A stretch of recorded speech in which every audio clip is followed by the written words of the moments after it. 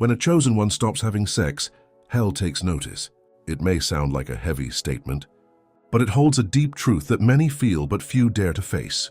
Have you ever wondered why some people, at a certain point in their spiritual journey, simply feel that they can no longer engage in sex like they used to? It's not about moralism or repression, it's an inner calling. Something shifts, and the soul begins to cry out for something greater. And that cry, my friend, echoes farther than you can imagine. The chosen are not better than anyone else, but they are different.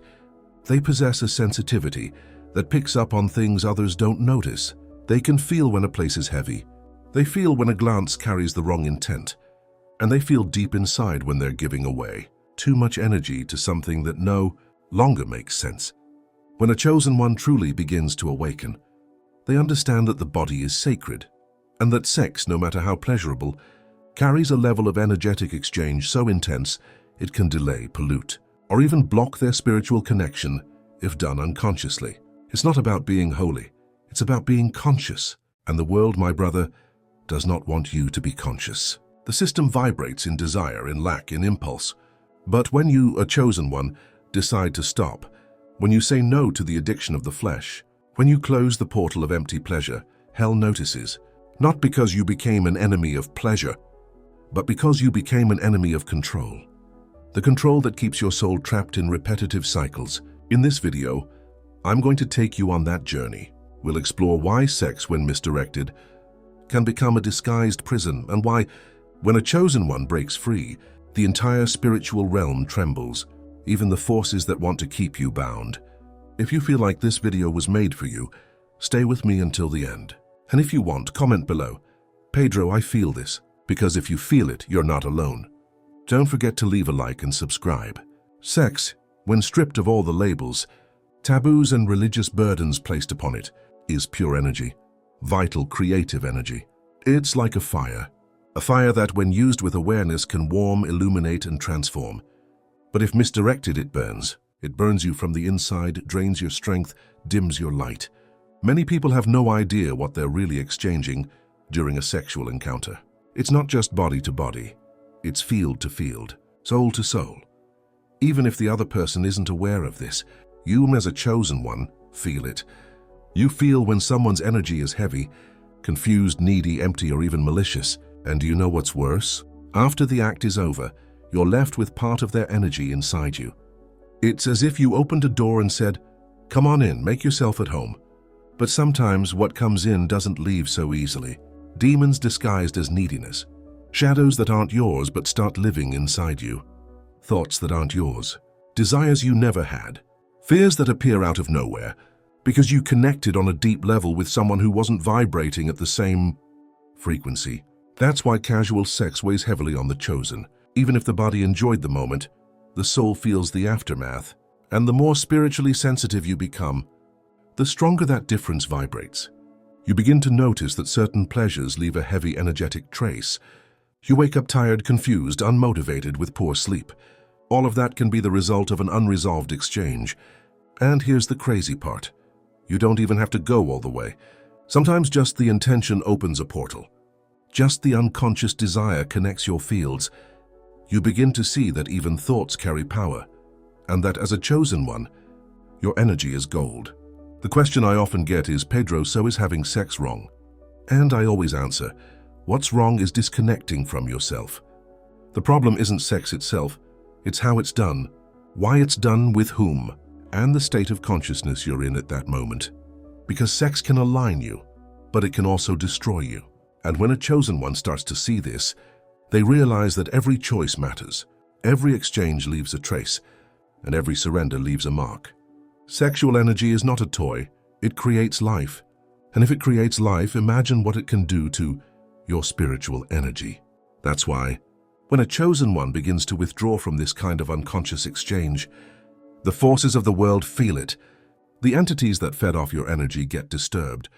Hell takes notice, but stay calm. We still have a lot to explore. There's a deeper reason behind this shift. And that's what we're going to talk about in the next part. This is the part many people don't understand. From the outside, it looks like madness.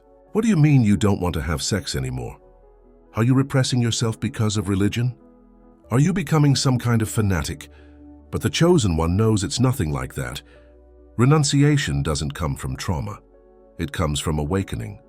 It's an inner movement, almost silent. It's not forced, not imposed, it's felt. Suddenly, the sex that was once so desired begins to lose its shine. Not because the desire vanished, but because the soul craves something more. Depth, truth, real connection. It's as if, after consuming spiritual fast food for so long, the body and soul begin to ask for real nourishment. You even try to repeat old patterns, get involved, give in. Try to convince yourself that it's normal to feel pleasure. But deep down, something no longer fits. And that's when the process of distancing begins, sometimes gradually, sometimes abruptly, but always accompanied by an internal calling. A voice that says, now it's time to preserve that energy. Now it's time to retreat. Now it's time to become whole. At that point, the chosen one begins to understand that sex can be a distraction, a form of escape, a way to avoid pain, to run from one's own presence. And when we run from ourselves, the soul cries out. Renunciation then becomes a form of rescue. Not punishment, protection. It's as if the soul is saying, let's hold on to this power because you're going to need it. And you truly will. Because when a chosen one stops giving their sexual energy to just anyone, that energy doesn't vanish. It builds, it transforms, it rises. It rises to the heart, to the mind, to the spirit.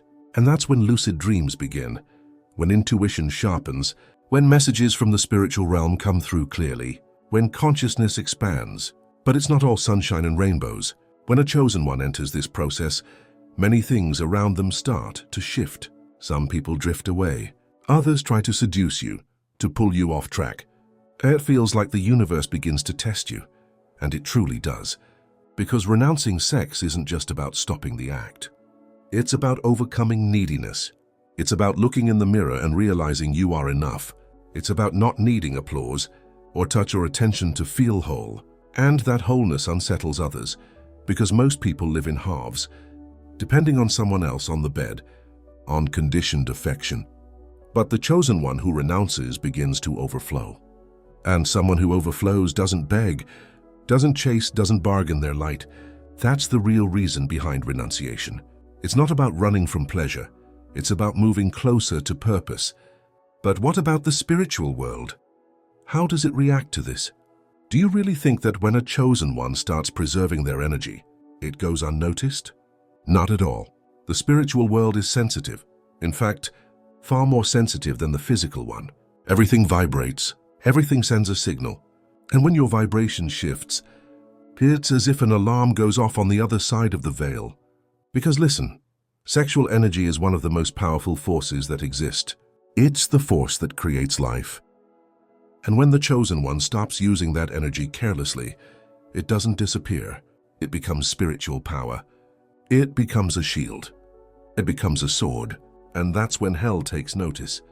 Because the one who was once distracted is now becoming dangerous. You begin to protect yourself from attacks that used to hit you easily. You start to see intentions you used to ignore. You start saying no with strength and without guilt. And hell hates that. Helkin, or the realm of shadows if you prefer, doesn't feed only on pain and hatred. It also feeds on unconscious pleasure, on blind desire, on sex as an escape, as an addiction, as a cheap trade. Many people think the enemy shows up with horns and smoke, but he disguises himself as longing, as instant passion, as just for today.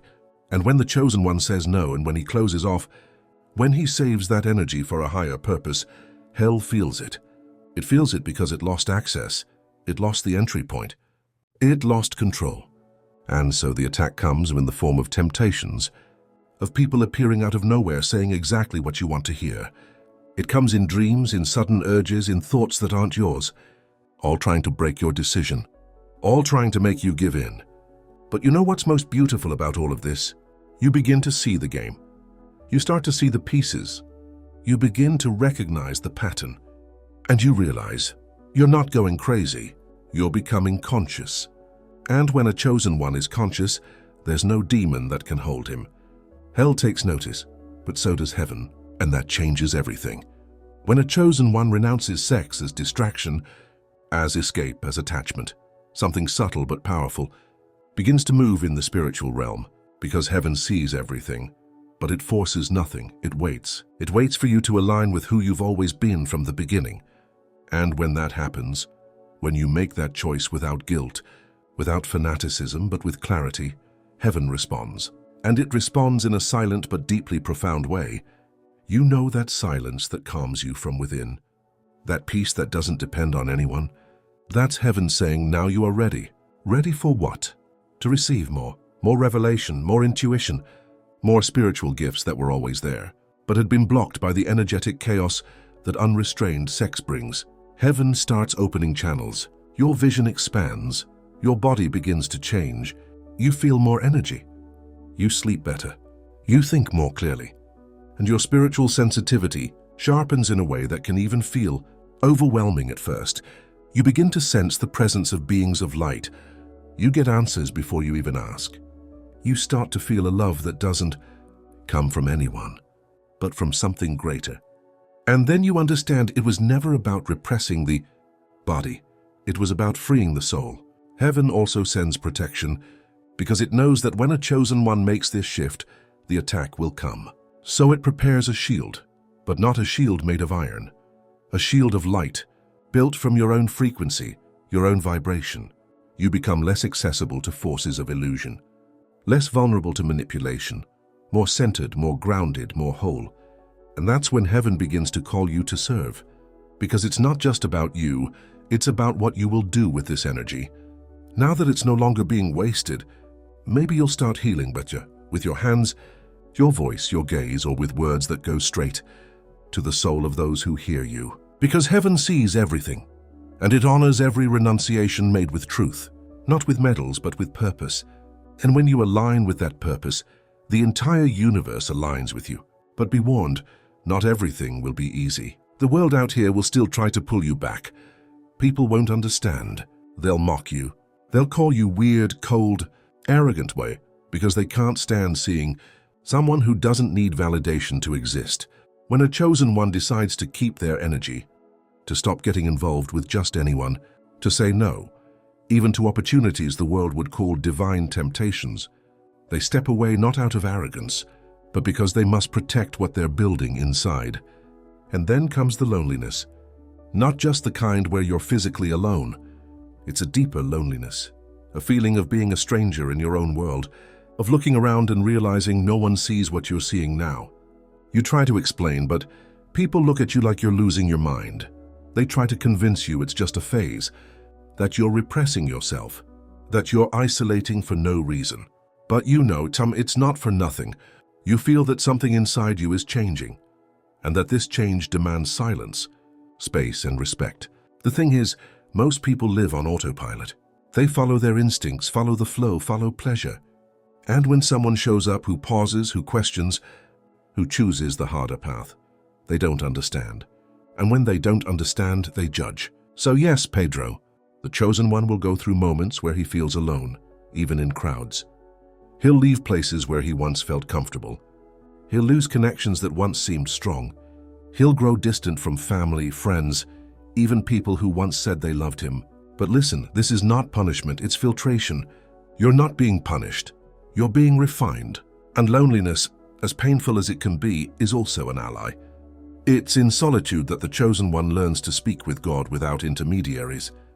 It's in solitude that he finally begins to hear himself, to discover his mission, to clearly see who he truly is, without the masks the world kept forcing onto him. That loneliness will strengthen you. It will refine you. It will show you that you've never truly been alone. Because even if your physical eyes don't see it, there's presence with you, there's protection, there's light walking beside you. And believe me, if this phase will pass, and when it does, you won't be the same. You won't crave the life you had before. You won't want the relationships that drained you, nor the emptiness you tried to fill with flesh, but that always returned minutes later.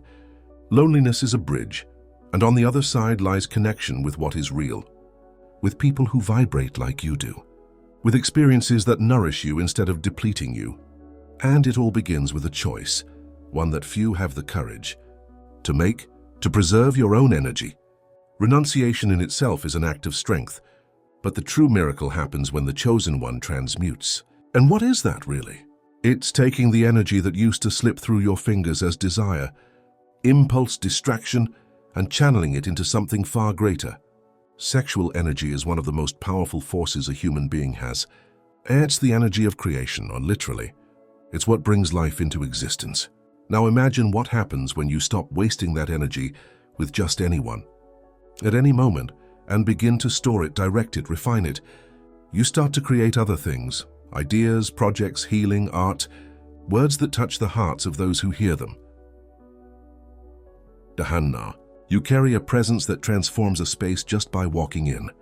Your body feels it, your mind awakens, your spirit rises. You begin to notice desire didn't vanish, but just changed form. It became drive. It became courage. It became discernment. It's as if before, you were trying to fly using only the strength of your legs, but now, you're using your wings. And here's the powerful part. The more you hold that energy, with respect, not out of fear, but out of conscious choice, the stronger you become. More magnetic, more clear, more centered. People start to notice. They can't explain it, but they feel something different about you. People feel it. They feel strength. They feel peace. They feel presence. And what once seemed like repression now becomes spiritual authority. Because there's nothing more powerful than someone who masters their own energy. Transmutation isn't a switch you flip. It's a process. And like every process, it has its highs and lows. There will be days when your body screams. There will be nights when you dream of old situations, buried fantasies that resurface. There will be tests. There will be temptation. But the more you resist, not out of fear, but out of love for who you're becoming, the more the universe understands. He's ready to receive more, and then the gifts begin to expand. Intuition blossoms, spiritual vision sharpens. You begin to see things before they happen, to sense what's unspoken, to hear what only silence reveals, because you're no longer distracted. You're conscious, and when the chosen one enters that state, he becomes a bridge between heaven and earth. After the overflow comes the calling. After breaking free from the addiction to flesh, from attachment, from distraction, the calling arrives. And it doesn't come with fireworks. It doesn't come with an angel knocking at your door. It comes in the silence, in a sudden insight, in a recurring dream, in an inner discomfort that won't go away, in a deep desire to do something you never imagined before. Suddenly you can't ignore it anymore. You feel like you have to act, to speak, to help, to move. And it's no longer about you. It's about others. It's about something greater. You finally understand that everything you went through wasn't for nothing. Every renunciation, every sleepless night, every tear, every emptiness, it all prepared you for this moment. You became a channel, a conductor, an instrument, and then everything changes. You begin to attract people who need to hear exactly what you have to say. People who are living what you once lived. People still walking in the darkness you've already passed through. And the wildest part? You speak, you help, you share, and it doesn't even feel like the words are yours anymore. They come from somewhere else, with strength, with clarity, with light, because now you're no longer just yourself. You're a bridge, a channel between worlds. But that also comes with weight, because the purer you become as a vessel, the more you need to keep your vibration clean, the more responsibility you carry. You can't mix with just any energy anymore. You can't ignore your intuition anymore. You can't go back to normal. You've become someone new. And a channel can't be clogged. It must remain light, open, aligned. That's why many chosen ones, after all of this, completely change their lives. They move to a new city, change professions, leave social circles behind. They are moved, guided, pushed, sometimes literally to a new place. And then they understand this is mission. It's not about fame. It's not about money. It's about service. Service with a clean heart, with high energy, with awakened consciousness. This is the point where most people hesitate, because service requires surrender, and surrender requires courage. But whoever has made it this far can no longer go back. Hell has already noticed. Heaven has already recognized. Now it's time to act. And that's it, chosen one. Now that you know the path, now that you understand what's behind this journey, There's no turning back. You've awakened to something greater. You've been touched by the divine, and there's no way to ignore that. So now, what will you do with this power? With this energy that is no longer just yours, but belongs to everyone who needs you. The world will need your light, your truth, your courage. You are ready to act, to serve, to be the change, to be the channel that transforms the reality around you. Remember, it's not about you, it's about others. It's about what you can do to lift them, to guide them, to transform. And if you're still in doubt, remember, hell has already noticed. Heaven has already recognized. Now is your time. The time to act, to surrender, to align. You are no longer alone. You never were. Now walk with faith, with confidence, with the certainty that wherever you go, the light will walk with you. And most importantly, never doubt that you are the chosen one. Now is the time to awaken the world.